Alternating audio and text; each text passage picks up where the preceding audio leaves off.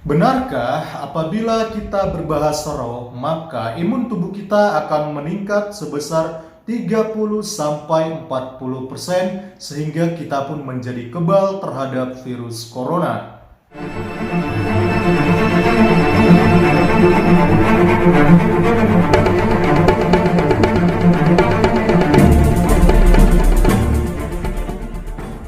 Shalom saudaraku, ketemu lagi di Risans Channel. Kali ini saya akan memberikan tanggapan terhadap Pendeta Edi Leo dari Abalov Ministry, di mana beliau mengatakan apabila kita berbahasa roh, maka itu akan meningkatkan imun tubuh kita sebesar 30-40% sehingga kita pun tidak terkena serangan dari virus corona.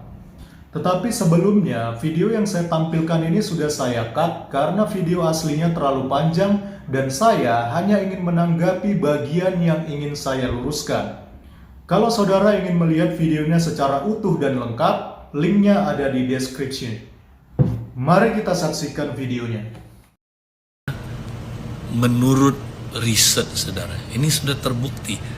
Ketika kita berdoa dalam bahasa roh, saudara, maka kita membangun iman kita. Bukan hanya membangun iman kita, saudara, tapi riset membuktikan bahwa orang yang berbahasa roh, saudara, maka imun sistem tubuhnya itu naik 30-40 kali. 30-40%, ya. Dan ini, saudaraku, akan menolong kita ketika kita sering berbahasa roh, saudara. Saya percaya imun sistem kita kuat dan kita nggak akan bisa diserang oleh saudaraku coronavirus. Yang pertama, saya mau menggarisbawahi apa yang dikatakan oleh Pendeta Edi Leo ini. Dia mengatakan bahwa ini merupakan sebuah riset yang sudah terbukti. Saya mau menjelaskan sedikit mengenai apa sih riset itu. Riset adalah suatu proses investigasi yang dilakukan secara aktif, tekun, dan sistematis. Riset secara harafiah artinya adalah menyelidiki secara tuntas. Jadi, dari sini kita bisa mengambil kesimpulan bahwa riset itu harus bisa dipertanggungjawabkan dengan baik dan memiliki bukti yang konkret. Saya nggak mengerti pendeta ini dia riset di mana, memakai metode apa indikatornya, sehingga dia berani mengatakan bahwa orang yang berbahasa roh itu bisa meningkatkan imun tubuh sebesar 30-40%. Bahkan dikatakan bahwa dampaknya bisa membuat kita tidak terkena serangan dari virus corona ini, atau dengan kata lainnya kita menjadi kebal. Makanya saya benar-benar bingung dengan beliau. Apakah beliau sudah betul-betul pernah melakukan riset yang baik, yang benar-benar bisa dibuktikan dan dipertanggungjawabkan, dan bukan hanya sekedar opini ataupun karangan bebas. Oke guys, kita lanjutkan kembali videonya. Ya, kenapa? Karena imun sistem kita dibangun kuat. Bahasa roh, ketika kita saling berbahasa roh, saudara, berdoa, ya, Alkitab bilang kita mendoakan orang-orang kudus.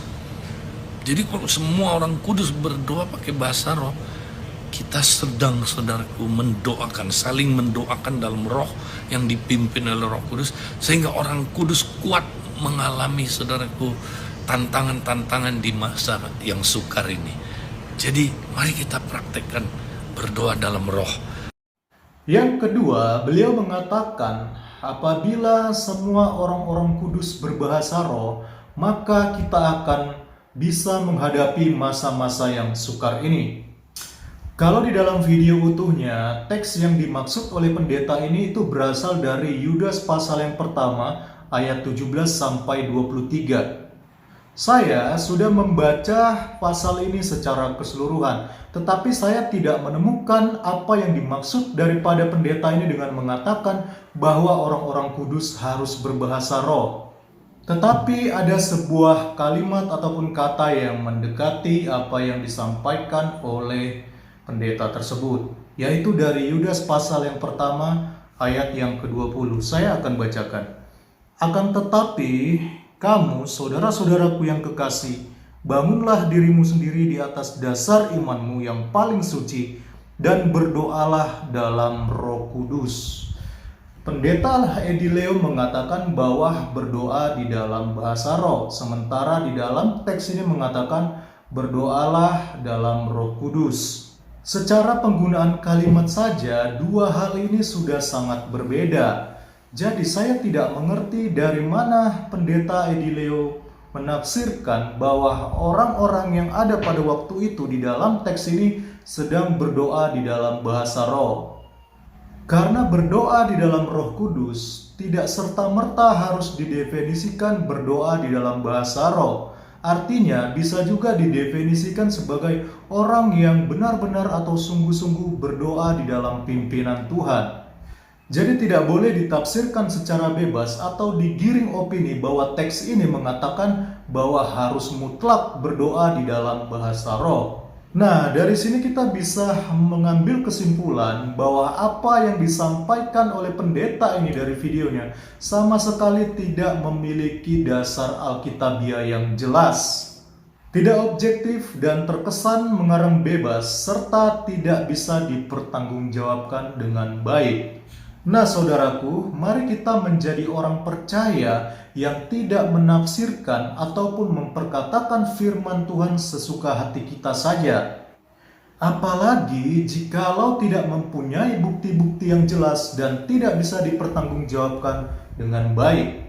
Tetapi mari kita bicara berdasarkan fakta dan juga Alkitabiah sehingga bisa dipertanggungjawabkan dan yang paling penting tidak menyesatkan orang lain. Terima kasih sudah menonton video ini. Tuhan Yesus memberkati.